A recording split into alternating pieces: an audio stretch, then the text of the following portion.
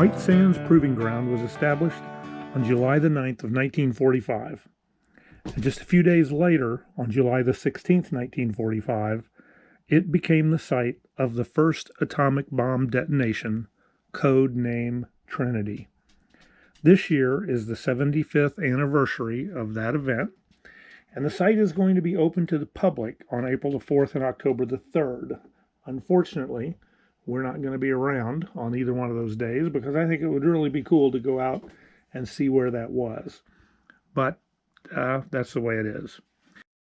At the end of World War II, they brought in 300 train cars to Las Cruces, New Mexico, that were all moved to White Sands, that were loaded with German V-2 rockets that had been captured at the end of the war and brought here for reverse engineering and for testing to see what the Germans had developed. 67 of those 100 rockets were fired, and one went a little bit off course and landed in Juarez, Mexico. Whoops, our bad, sorry. But anyway, White Sands has been testing rockets for all of the services, and in fact for many of our allies for many, many years since then. In 1958, it was renamed the White Sands Missile Range, and this thing is huge. There are 3,200 square miles of, it's just desert, just absolutely desolate desert that is set aside as the missile range. Now that's about the size of Rhode Island and Delaware combined. So it's a lot of property. It's under the control of the United States Army. And what you're seeing here are pictures of many of the rockets and the equipment that they've tested here. One of the cool things that's coming up you're going to see is the QH-50 Dash, which is a drone helicopter that was actually designed and first built in 1959. And they used it. The thing was powerful enough to carry 2 torpedoes that they could launch from a Navy ship that would go out and attack enemy submarines. There's the QH-50 now. And in fact, these things were still used as recently as 2006 to carry targets and to do calibration of test equipment here at White Sands. So a very cool place. If you ever get the chance to visit, you should definitely take advantage of it.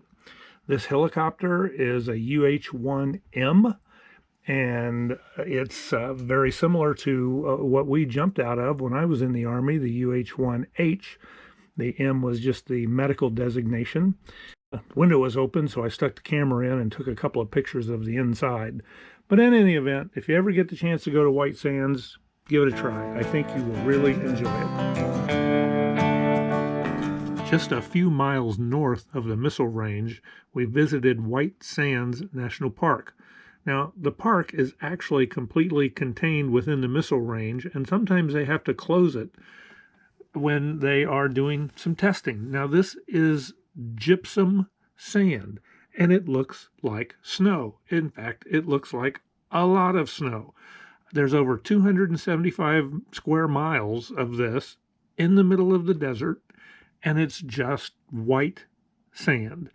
You'll even see people sliding down the dunes on sleds and disc. It's really amazing to come across this in the middle of the desert, but it is beautiful.